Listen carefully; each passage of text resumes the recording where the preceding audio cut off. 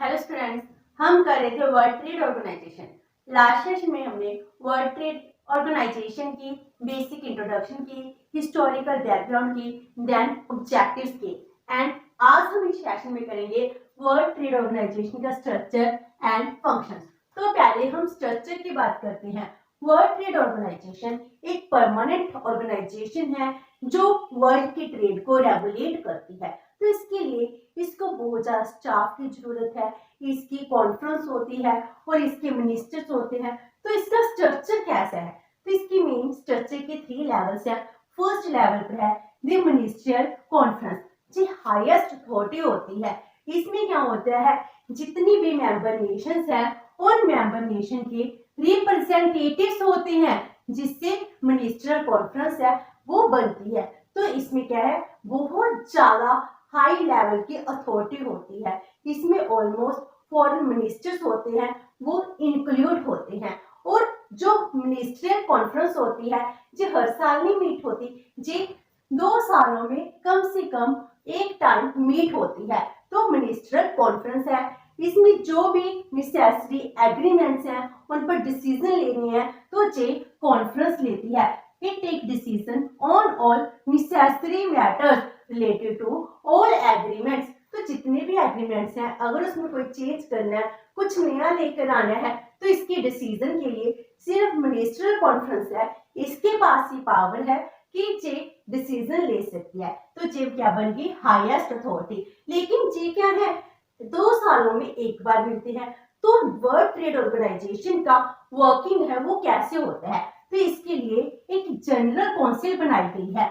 जो general council है वो इसके डेली के काम है उनको सुपरवाइज करती है।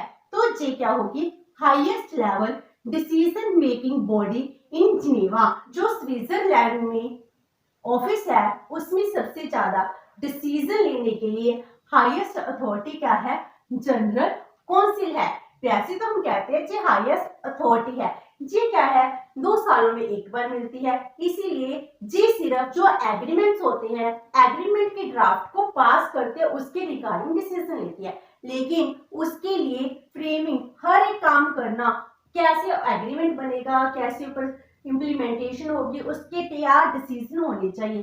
तो वो डिसीजन जनरल काउंसिल लेती है, क्योंकि जे सारे के सारे फंक्शंस कैरी करती है, तो इसलिए जे रेगुलरली मीट करती है। और जनरल काउंसिल किससे बनती है?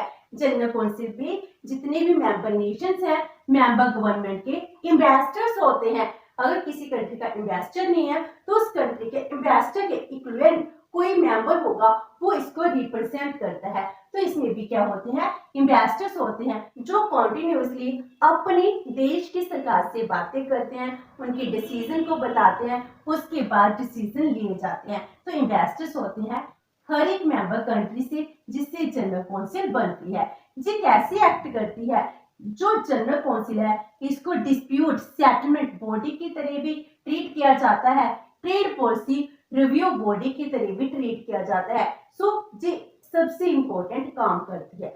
जो जनरल काउंसिल है इसमें और भी ज्यादा कमेटीज हैं और भी ज्यादा काउंसिल्स हैं। तो वैसे जनरल काउंसिल है हर एक काम के लिए रिस्पॉन्सिबल है, लेकिन फिर भी इसके काम को बहुत अच्छे से करने के लिए कुछ कमेटीज की जरूरत है, जैसे committee on trade and development, committee on balance of payment restrictions, committee on budget finance and administration. इस तरह से कमेटीज बनाई गई हैं जो अपना काम अच्छे से सुपरवाइज करती हैं, अपना काम कर रही हैं।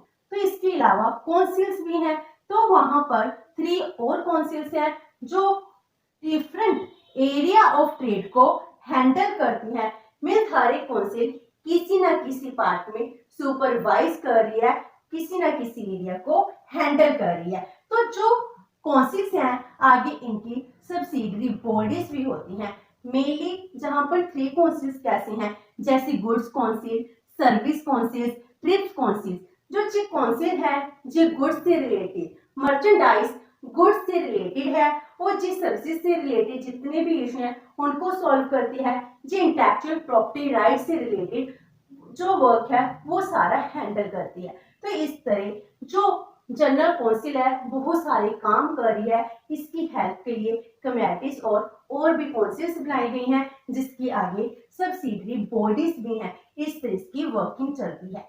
तो इसके बाद थर्ड हमारे पास थर्ड लेवल की जो स्ट्रक्चरल बॉडी आती है वो क्या है, दी सेक्रेटेरिएट ऑफ WTO। सेक्रेटेरिएट जी क्या है, सेक्रेटेरिएट ऑफिस है इसका इन जिनेवा, वहीं पर ही सेक्रेटेरिएट होता है। तो सेक्रेटेरिएट का हेड क्या है, डायरेक्टर जनरल है जो सेक्रेटेरिएट को रिप्रेजेंट करता है। जितने भी इंपॉर्टेंट डिसीजन लेने होते हैं वो डायरेक्टर जनरल की लीडरशिप के अंडर ही लिए जाते हैं। तो यही सबसे इंपॉर्टेंट होते हैं जो हर एक काम के लिए रिस्पॉन्सिबल होते हैं। जो सेक्रेटेरिएट है इसका 625 का स्टाफ है जिसमें बहुत ज्यादा प्रोफेशनल लेवल के पर्संस होते हैं, टेक्निकली एक्सपर्ट्स होते हैं। इसमें कौन कौन से मेंबर्स हैं, इकोनॉमिक्स हैं, लॉयर्स हैं और अदर्स हैं जिसकी स्पेशलाइजेशन है इन इंटरनेशनल ट्रेड पॉलिसी। तो जो सेक्रेटेरिएट स्टाफ है इस स्टाफ में बहुत सारे मेंबर्स हैं जो अपने अपने फील्ड में एक्सपर्ट्स हैं। इसके अलावा और भी इनकी हेल्प के लिए डाटा हैंडलिंग के मेंबर्स होते हैं। तो जो सेक्रेटेरिएट है इनके पास कोई भी डिसीजन मेकिंग पावर्स नहीं होती हैं। तो डिसीजन मेकिंग पावर्स किसके पास है, जनरल काउंसिल के पास है और मिनिस्ट्रियल कॉन्फ्रेंस के पास है। जो मिनिस्ट्रियल कॉन्फ्रेंस है इसने अपनी सभी पावर्स जनरल काउंसिल डेलीगेट कर दी, तो सभी डिसीजन ये लेती है। तो जो डिसीजन लिए गए हैं सेक्रेटेरिएट उनको फॉलो करती है। इनके पास कोई भी अपनी डिसीजन मेकिंग पावर नहीं होती है। जी किसके लिए होती है, टेक्निकली एंड प्रोफेशनली असिस्ट करने के लिए। जो इसकी वेरियस काउंसिल्स हैं, कमेटीज हैं, इनको असिस्टेंस की जरूरत है तो ये एक्सपर्ट असिस्ट करते हैं। और ये क्या करते हैं, monitor and analyse developments in world trade. जो वर्ल्ड ट्रेड चल रहा है उनमें मॉनिटरिंग करने का काम, उनमें डेवलपमेंट का काम सेक्रेटेरिएट स्टाफ करता है। तो वर्ल्ड ट्रेड ऑर्गेनाइजेशन के स्ट्रक्चर में 3 पार्ट्स हो गए जो अपना अपना काम करते हैं। इस तरह वर्ल्ड ट्रेड ऑर्गेनाइजेशन अपनी वर्किंग को करती है। तो इसकी कौन कौन सी मेन वर्किंग है, इसकी कौन कौन सी मेन फंक्शंस हैं। तो इसके मेन फंक्शंस को हम 7 पार्ट्स में डिवाइड करते हैं। First one is administrating WTO trade agreements. में जो वर्ल्ड ट्रेड ऑर्गेनाइजेशन है इनके ट्रेड एग्रीमेंट्स हुए हैं उनको एडमिनिस्ट्रेट करने का काम वर्ल्ड ट्रेड ऑर्गेनाइजेशन करती है। तो जो सेक्रेटेरिएट है इनके एक्सपर्ट्स होते हैं वो वर्ल्ड ट्रेड ऑर्गेनाइजेशन के मेंबर्स हैं, वो इस काम के लिए असिस्ट करते हैं। तो सेक्रेटेरिएट है वो ही इस काम को करती है कि जो ट्रेड एग्रीमेंट हुए हैं वो अच्छे से इंप्लीमेंट हो रहे हैं जो नहीं हो रहे। और सेक्रेटेरिएट ही है जो इंश्योर करती है the smooth progress of negotiation and rules of international trade. तो यही काम सेक्रेटेरिएट का है। तो वर्ल्ड ट्रेड ऑर्गेनाइजेशन के जितने भी ट्रेड एग्रीमेंट्स हैं इनकी स्मूथ वर्किंग होना बहुत जरूरी होता है। And number 2 trade negotiations. Trade negotiations के बिना ट्रेड के जो एग्रीमेंट्स है वो नहीं हो सकते। हम गैट में भी यही करते थे, ट्रेड नेगोशिएशन उनके नेगोशिएशंस के राउंड थे जो 6-7 इयर्स तक चलते जा रहे थे। तो ट्रेड नेगोशिएशन से हम नई चेंज लेकर आते हैं। तो ट्रेड नेगोशिएशन में क्या कुछ कवर होता है, जो गुड्स हैं, सर्विसेज हैं, इंटेलेक्चुअल प्रॉपर्टी राइट्स हैं, ये सभी ट्रेड नेगोशिएशन का पार्ट है। तो ट्रेड नेगोशिएशन इन सभी मैटर्स में होती है। और जो वर्ल्ड ट्रेड ऑर्गेनाइजेशन है ये एफर्ट्स करती है जो कस्टम ड्यूटीज हैं, टैरिफ्स हैं, ट्रेड बैरियर्स हैं, इनको कम से कम किया जाए। अगर किसी मैटर में जरूरत है रीनेगोशिएशन की तो जी दोबारा से रीनेगोशिएट भी करती हैं। जितने भी एग्रीमेंट्स हुए हैं अगर उनमें चेंज चाहिए, चेंज लाने के लिए रीनेगोशिएट कर टाइम टू टाइम चेंज लाते हैं। कुछ नया ऐड करना है तो ऐड करते हैं, कुछ डिलीट करना है तो वो डिलीट करते हैं एग्रीमेंट से। इस तरह रीनेगोशिएटिंग का प्रोसेस चलता है। तो नए एग्रीमेंट्स हैं वो ऐड किए जाते हैं इन द पैकेज। इस तरह ट्रेड नेगोशिएशन का काम वर्ल्ड ट्रेड ऑर्गेनाइजेशन कर रही है। Next is implementation and monitoring trade policies. जो ट्रेड पॉलिसीज हैं उनको इम्प्लीमेंटेशन करना, उनकी मॉनिटरिंग करना। गैट में यही प्रॉब्लम थी कि जो उसके एग्रीमेंट्स थे वो एग्रीमेंट प्रॉपरली इम्प्लीमेंट नहीं हो रहे थे, ना ही उनकी मॉनिटरिंग हो रही थी। इसीलिए वर्ल्ड ट्रेड ऑर्गेनाइजेशन में क्या किया गया, जो ट्रेड एग्रीमेंट्स हैं, ट्रेड पॉलिसीज हैं, इनको प्रॉपर से इम्प्लीमेंटेशन की जाए। तो गवर्नमेंट्स ऑफ मेंबर नेशंस वो ट्रांसपेरेंट पॉलिसीज बनाए ताकि वर्ल्ड ट्रेड ऑर्गेनाइजेशन की जो एग्रीमेंट्स हैं उनको अच्छे से इम्प्लीमेंटेशन कर सके। तो ये सब कुछ वर्ल्ड ट्रेड ऑर्गेनाइजेशन के द्वारा नोटिफाई किया जाता है और जो नोटिफाई WTO के द्वारा किया जाता है वही गवर्नमेंट है वो सारे का उसी वे से करती है। एंड जो वर्ल्ड ट्रेड ऑर्गेनाइजेशन की काउंसिल्स हैं, कमेटीज हैं, ये भी इंश्योर करती हैं कि जितनी भी पॉलिसीज वर्ल्ड ट्रेड ऑर्गेनाइजेशन में बनाई गई थी उनको प्रॉपर इंप्लीमेंट किया गया है या नहीं किया गया। अगर नहीं इंप्लीमेंट किया जाता तो वर्ल्ड ट्रेड ऑर्गेनाइजेशन है उन मेंबर नेशन को दोबारा से नोटिफाई करती है कि आपने ये काम नहीं किया है, आपको ये करना चाहिए। तो उसके अकॉर्डिंग ही हर एक नेशन ट्रेड बैरियर्स को कम करने की कोशिश करते हैं। And next is technical assistance and training for developing countries. Countries को डेवलप करने के लिए टेक्निकल असिस्टेंस प्रोवाइड कराना, ट्रेनिंग देना। जो अंडर डेवलप कंट्रीज हैं, डेवलपिंग कंट्रीज हैं, उनको टेक्निकल हेल्प की जरूरत है, उनको ट्रेनिंग की जरूरत है। वर्ल्ड ट्रेड ऑर्गेनाइजेशन क्या कहता है? यही कहता है जो डेवलपिंग कंट्रीज हैं इनमें ट्रेड की जो पोटेंशियल है उस पोटेंशियल को इंक्रीज करना, पोटेंशियल को इंक्रीज करके वहां पर एम्प्लॉयमेंट जनरेट होगा। एम्प्लॉयमेंट जनरेट होने से वहां के लोगों की लाइफ अच्छी बनेगी, स्टैंडर्ड ऑफ लिविंग इंक्रीज होगा। तो उनको ऐसा काम करने के लिए हेल्प की जरूरत है, टेक्निकल असिस्टेंस की जरूरत है, ट्रेनिंग की जरूरत है। फ्री ट्रेड को इंक्रीज करने के लिए वर्ल्ड ट्रेड ऑर्गेनाइजेशन है बहुत ज्यादा टेक्निकल कोऑपरेशन है उनको ऑर्गेनाइज करता है ताकि जो इसका मिशन है वो मिशन फुलफिल हो सके, डेवलप कंट्रीज हैं इनमें भी डेवलपमेंट हो सके। Next is handling trade disputes.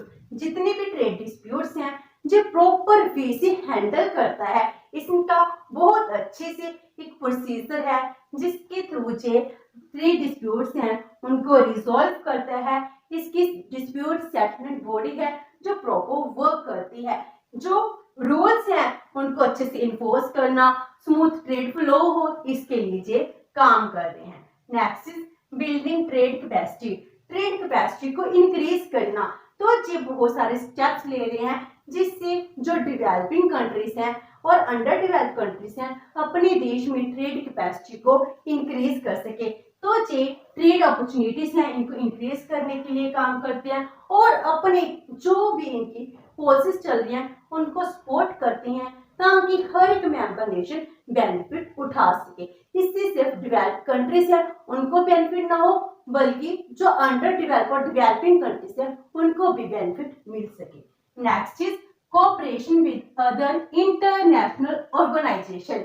जो अदर इंटरनेशनल ऑर्गेनाइजेशन है उनसे कोऑपरेट करती हैं, जैसे अपने डायलॉग्स हैं जो प्रॉपर मेंटेन कर रही हैं रेगुलरली उनको कन्वे करती हैं अपने मैसेज। जैसे नॉन गवर्नमेंट ऑर्गेनाइजेशंस हैं, पार्लियामेंट्रीज हैं, मीडिया है, जनरल पब्लिक है। तो जो भी वर्ल्ड ट्रेड ऑर्गेनाइजेशन के एस्पेक्ट्स हैं जहां तक लेकर आती है इंटरनेशनल लेवल पर वर्ल्ड ट्रेड ऑर्गेनाइजेशन पर कोई क्रिटिसिज्म ना कर सके। जो लोग WTO से चाहते हैं वो मैसेज जहां तक पहुंच सके, इसीलिए जो इंटरनेशनल ऑर्गेनाइजेशन है उनसे कोऑपरेट करती है, उनसे बातचीत करती है। जैसे जो दोहा नेगोशिएशन चल रहा था, दोहा नेगोशिएशन में इनका एम था aim of enhancing cooperation and increasing awareness of World trade Organization activities. जे यही चाहते हैं जो ये एक्टिविटीज कर रहे हैं, जो ये फंक्शंस कर रहे हैं, जो ये काम कर रहे हैं इसका पूरी दुनिया को पता चले तो इनको कोई क्रिटिसाइज ना कर पाए। अगर इसमें कोई क्रिटिसिज्म का पॉइंट है तो इसको पहले ही पता चल जाए, उस पर रीनेगोशिएट करते हैं, रीनेगोशिएट करके दोबारा से प्रोसेस को रिव्यू कर लेते हैं। इस तरह से वर्ल्ड ट्रेड ऑर्गेनाइजेशन है अच्छे से काम करते हैं। तो आज हमने इस सेशन में इसका स्ट्रक्चर एंड फंक्शंस के, नेक्स्ट सेशन में हम इसके एग्रीमेंट्स करेंगे। होप सो कि आपको ये सेशन अच्छा लगा होगा। अगर आपको वीडियो आ रही है तो post in the comment box and video अच्छी तो please like and share with your friends. Thank you so much and have a nice day.